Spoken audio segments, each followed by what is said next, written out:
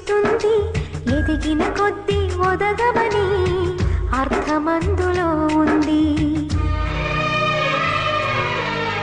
అపజయాలు కలిగిన చోటే గెలుపు పిలుపు వినిపిస్తుంది, ఆకులన్నీ రాలిన చోటే కొత్త చిగురు కనిపిస్తుంది.